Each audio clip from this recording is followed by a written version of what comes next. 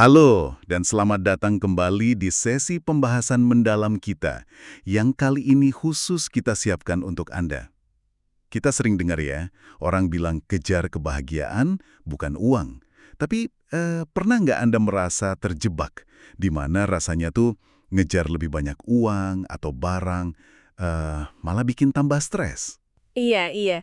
Atau mungkin pernah lihat temen atau kerabat yang hidupnya kayak lari maraton tanpa henti, semua demi, yaitu, finansial. Betul. Atau malah kebalikannya? Nah, itu dia. Mungkin ada juga yang Anda kenal yang megangin uangnya erat banget. Sampai numpuk barang yang udah jelas nggak berguna cuma karena takut kehilangan. Gitu kan? Persis. Itu semua sisi mata uang yang sama ya. Bisa dibilang gitu. Nah, pas banget. Disitulah fokus kita hari ini. Kita mau kupas tuntas apa yang sumber kita. Kutipan dari buku Mind Over Money Overcoming sebut sebagai gangguan pemujaan uang atau Money Worshipping Disorders. Istilahnya cukup kuat ya. Iya, kita akan bedah bab 7 buku tersebut. Tujuannya sih untuk bantu Anda ngenalin pola pikir dan perilaku yang seringkali nggak sehat, di mana uang jadi pusat segalanya. Dan gimana akarnya bisa jadi dari pengalaman masa lalu. Siap kita bongkar bareng? Siap. Tapi penting banget nih di awal kita garis bawahi dulu ya. Tujuan kita di sini bukan buat menghakimi, sama sekali bukan. Lebih ke membangun pemahaman. Setuju. Istilah gangguan pemujaan uang ini memang kedengarannya gimana gitu. Tapi intinya tuh merujuk pada sekumpulan perilaku dan keyakinan. Jadi dalam kondisi ini uang atau harta benda dianggap kayak kunci utama, mungkin malah satu-satunya kunci buat dapat bahagia, kuasa, atau rasa berharga. Oh, jadi fokusnya kebalik ya. Bukan uang sebagai alat, tapi... Tapi sebagai tujuan akhir itu sendiri, itu dia masalahnya. Dan seringkali perilaku ini kayak ditopang sama semacam skrip atau keyakinan bawah sadar soal uang, gitu nggak sih? Apa aja tuh contohnya yang diangkat di sumber kita? Banget, betul sekali. Buku ini mengidentifikasi beberapa keyakinan yang umum banget kita temui. Malah mungkin tanpa sadar, kita anut juga. Kayak misalnya, keyakinan kalau aku punya lebih banyak uang atau barang, pasti aku bakal lebih bahagia. Klasik ya? Klasik tapi kuat banget. Atau yang lebih dalam lagi, nilai diriku tuh sama dengan jumlah kekayaanku. Wah, ini berat nih. Waduh, ya juga ya. Ada juga skrip kayak, aku harus kerja keras banget biar uangku cukup, yang bisa bikin orang kerja gila-gilaan. Ironisnya, moto hidup kan cuma sekali, nikmati dong. Itu juga bisa dipakai buat ngebenerin pengeluaran yang udah kelewatan. Loh, bisa gitu ya? Bisa. Atau bahkan, kasih hadiah mahal itu cara terbaik nunjukin cinta. Nah, keyakinan-keyakinan ini yang jadi bensinnya. Gitu. Menarik banget ya, gimana keyakinan itu bisa muncul dalam perilaku yang beda-beda gitu. Salah satu yang mungkin nggak langsung kepikiran terkait pemujaan uang itu penimbunan, hoarding. Ini beda kan sama orang hemat atau kolektor biasa? Oh, beda jauh. Penimbunan ini digambarkan sebagai perilaku nabung yang udah ekstrim. Fokus utamanya bukan pakai atau nikmatin barangnya, tapi ngumpulinnya. Bisa barang, bisa juga uang tunai, pokoknya numpuk aja. Tujuannya? Buat rasa aman dan ngeredain rasa cemas yang mungkin udah kronis. Ada ikatan emosional yang kuat banget yang bikin mereka susah banget ngelepasin barang-barang itu. Bahkan sampah sekalipun. Wih, sumber kita kasih contoh yang agak bikin merinding ya. Kisah Collier bersaudara itu. Ah, iya, yang di Harlem itu kan? Betul, Homer dan Langley, dua bersaudara yang numpuk bertonton sampah, koran bekas, barang rongsokan di rumah gede mereka. Gila, sampai pasang jebakan segala. Akhirnya, tragis, Langley meninggal ketimpa tumpukan koran. Ngeri banget. Itu contoh ekstrim sih, tapi ngegambarin banget gimana rasionalitas bisa hilang. Tapi sumber juga kasih contoh yang mungkin lebih relate ya sama kita. Ada kisah Louis, Louis, gimana tuh ceritanya? ayahnya mulai nimbun barang pas Perang Dunia II gara-gara situasi langka waktu itu. Nah, Louis kecil ngeliatin, terus niru. Buat dia, ngumpulin banyak barang secara berlebihan jadi cara nenangin diri. Mekanisme pertahanan yang dia pelajari dari kecil. Oh, jadi dipelajari ya? Ada lagi contohnya? Ada juga kisah Bridget dari pendahuluan buku. Dia anak adopsi, ngerasa nggak aman banget karena pengalaman masa kecilnya. Dia biasa nyembunyiin uang receh di kamar. Percaya kalau cuma uang itu yang bisa diandelin buat kasih rasa aman. Jadi intinya ada ikatan emosional ke barang sebagai sumber rasa aman ya, sampai nggak bisa dibuang, meskipun logikanya tahu itu nggak rasional. Nah, tepat. Kalau kita tarik benang merahnya ke pemujaan uang, di sini kelihatan banget gimana kebutuhan emosional dasar, rasa aman, rasa cukup, yang idealnya dipenuhin lewat hubungan sehat atau rasa percaya diri, malah dialihkan ke benda fisik atau tumpukan uang. Akarnya berarti sering dari masa kecil ya? Seringnya gitu, kayak kasus Louis dan Bridget tadi. Pengalaman kekurangan, pengabaian, dikhianati atau nggak stabil, kebutuhan emosionalnya nggak ketemu cara sehatnya, jadi nyari kompensasi lewat nimbun. Ini bisa jadi bahan refleksi buat kita semua ya. Iya banget. Coba deh Anda pikirin, ada nggak kecenderungan dalam diri Anda sekecil apapun buat nahan atau nimbun sesuatu secara berlebihan? Kalau ada, coba telusuri. Rasa aman kayak gimana sih yang sebenarnya Anda cari lewat perilaku itu? Oke, dari yang megangin erat-erat, kita lompat ke kutub seberangnya nih, mempertaruhkan segalanya. Sumber kita bahas, dua hal. Pengambilan resiko finansial yang nggak wajar sama judi patologis. Mirip tapi beda ya. Ada bedanya, dan penting sih, pengambilan resiko nggak wajar ini lebih luas spektrumnya. Ini soal nekat mempertaruhkan kondisi finansial demi potensi untung gede, padahal kemungkinannya kecil banget. Nggak cuma judi di kasino berarti. Enggak, bisa aja day trading yang spekulatif banget, kegocek investasi bodong, atau skema gandakan uang, nekat nulis cek kosong berharap dana masuk nanti, atau malah ngabisin bonus akhir tahun yang belum pasti cair. Contohnya kayak kisah Stewart di buku itu ya. Pialang saham muda yang sukses cepat terus jadi pede abis. Iya, dia nganggap suksesnya murni karena jago, lupa sama faktor market lagi bagus gitu. Akhirnya ambil resiko investasi tinggi, pakai leverage, dana pinjaman gede. Terus? Ya ambles, hilang semua. Ironisnya, dia ngulangin pola ayahnya sendiri. Itu contoh ilusi kontrol tuh, merasa lebih pinter dari pasar. Oke, itu yang resiko nggak wajar. Iya. Terus judi patologis. Nah, kalau ini lebih ekstrim lagi, udah masuk kecanduan.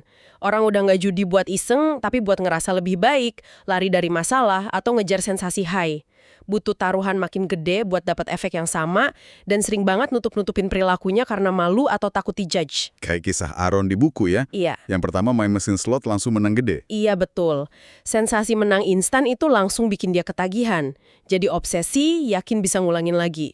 Ceritanya kan dramatis tuh. Mesinnya macet, dia panik dikira curang, toh-toh jackpot. Kemenangan pertama yang intens itu jadi candu. Jadi kalau dihubungkan ke pemujaan uangnya gimana? Ada keyakinan, seringnya nggak disadari, kalau satu kemenangan besar, satu angka hoki, bakal jadi solusi ajaib semua masalah. Atau bakal buktiin kalau dia itu berharga dan sukses. Jadi yang dikejar bukan cuma uangnya, tapi validasi diri lewat menang itu. Secara otak juga ada penjelasannya ya? Oh iya, ada bias kognitif kayak ngelihat pola padalah acak. Terus tentu aja dopamin yang melonjak pas antisipasi atau menang sesaat itu yang bikin nagih. Sumbernya juga menyebut soal Gamblers Anonymous ya sebagai bantuan. Iya, itu salah satu kelompok dukungan yang bisa ngebantu banget. Oke, nah ini mungkin pas buat kita tanya ke diri sendiri dan juga ke Anda yang dengerin. Ada nggak sih area hidup Anda di mana Anda cenderung ambil risiko finansial yang sebenarnya nggak perlu? Apa ya dorongannya? Ada suara kecil yang bisik, kali ini pasti berhasil, meskipun kemungkinannya kecil. Menarik loh ngelihat gimana hubungan kita sama uang bisa gitu banget ya, dari satu ekstrim ke ekstrim lain. Betul banget. Dan ada satu lagi nih, kecanduan yang erat kaitannya sama uang dan status, tapi uniknya malah sering dipuji. Gila kerja atau workaholism. Ah, ini dia. Kondisi di mana kecanduan kerja udah sampai ngerusak aspek penting lain dalam hidup. Hubungan keluarga jadi renggang, kesehatan fisik mental diabaikan, nggak ada waktu istirahat atau hobi. Anehnya, malah dianggap bagus ya kadang. Itu dia, dalam budaya kita yang menghargain banget produktivitas, ini sering disalahartiin jadi etos kerja bagus. Padahal dampaknya bisa destruktif banget. Motivasi di baliknya, menurut sumber ini, nggak melulu soal uang kan? Nggak selalu. Seringnya, orang ngerasa lebih punya harga diri, lebih kompeten, atau lebih pegang kendali pas di kantor dibanding di rumah atau kehidupan sosial. Ada keyakinan kuat. Produktivitasku sama dengan nilai diriku. Jadi kerja keras non-stop jadi cara lari dari rasa sakit emosional atau ngerasa nggak mampu di area lain. Contohnya lagi nih, ada Leslie ya, yang masa kecilnya traumatis karena ayahnya ambil tabungannya. Iya, sebagai respons, dia dedikasiin seluruh hidupnya buat kejar keamanan finansial lewat kerja keras. Sampai ngabain diri sendiri, bahkan kompromi sama etika demi kerjaan. Ironisnya, bukan yang ngerasa aman atau berharga, malah makin ngerusak harga dirinya. Terus ada Pal, yang bingung sama pesan ganda. Kaya itu jahat, tapi miskin itu malu-maluin. Nah, bingung kan? Responsnya ya pokoknya kerja lebih keras. Punya beberapa kerjaan sekaligus, ngorbankan waktu sama keluarga. Dan sedihnya, pola ini mulai turun ke anaknya. Bahkan salah satu penulisnya, Ted Clontz, cerita pengalaman pribadi ya. Iya, intens banget. Kerja dari jam 3:30 pagi sampai 11:30 malam, tiap hari. Dorongannya suara internal.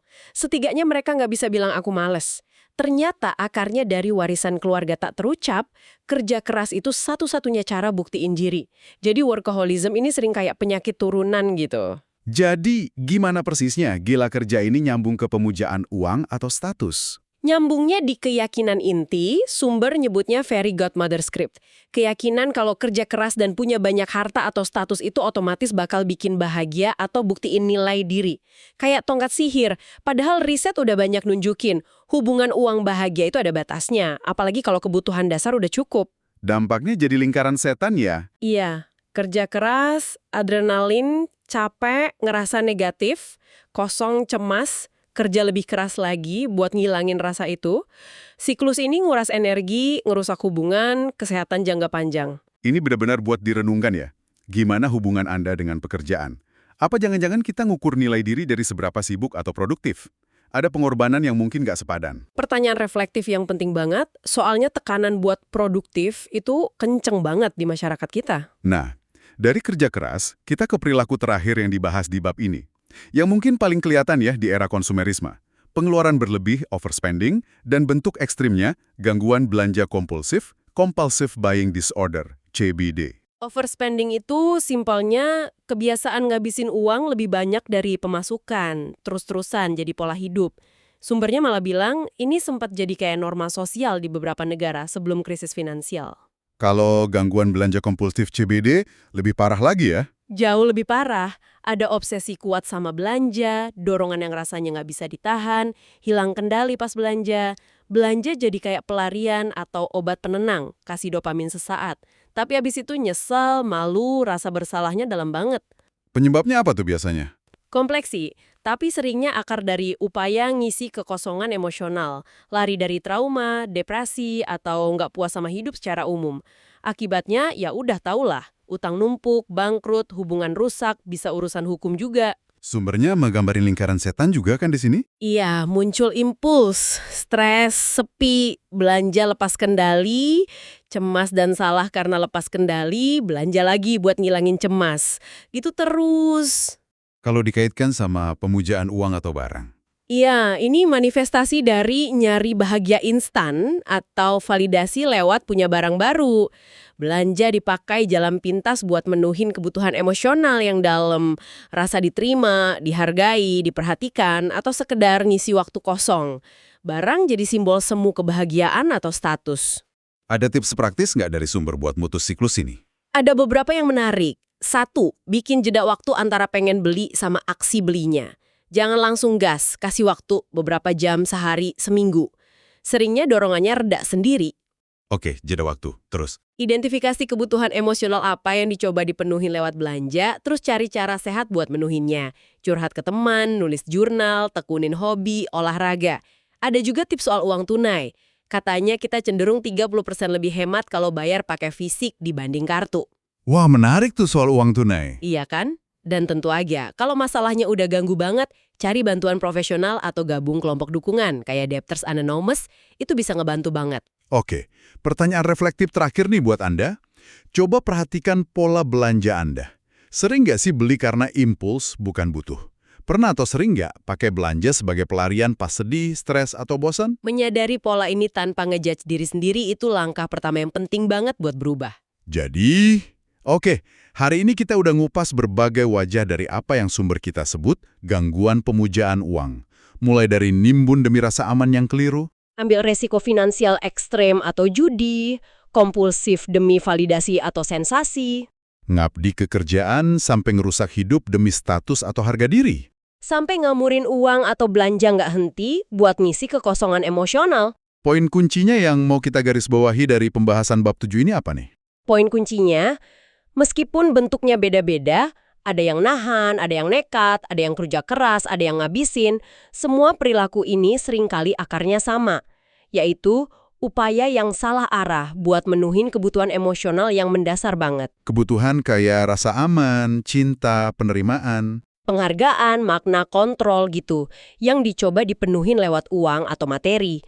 Sayangnya, cara ini pada akhirnya nggak bakal benar-benar muasin kebutuhan jiwa itu. Artinya langkah pertama biar hubungan sama uang lebih sehat ya kenali pola-pola ini dalam diri kita, gitu. Asin energi ya. Banget. Kalau kita berhasil ngadepin ini secara jujur, energi mental dan emosional yang tadinya kekuras sama cemas finansial, perilaku kompulsif, atau ngejar yang semu, itu bisa bebas. Luar biasa potensinya. Baiklah. Sebagai penutup pembahasan mendalam kita kali ini, kami mau tinggalin satu pertanyaan reflektif terakhir buat Anda bawa pulang. Silakan. Setelah nyimak berbagai pola tadi, coba deh luangkan waktu sejenak buat tanya ke diri sendiri. Kebutuhan mendalam apa? Mungkin rasa aman, penghargaan, cinta, kebebasan, atau makna yang sebenarnya lagi coba Anda penuhin lewat cara Anda berhubungan sama uang saat ini. Dan sejujurnya, Apakah cara itu benar-benar berhasil buat Anda jangka panjang? sebuah pertanyaan penting banget buat direnungkan. Dalam perjalanan kita memahami diri dan membangun hubungan yang lebih bermakna, nggak cuma sama uang, tapi sama hidup itu sendiri. Terima kasih banyak udah menyimak pembahasan mendalam kita. Semoga bermanfaat, dan sampai jumpa di kesempatan berikutnya.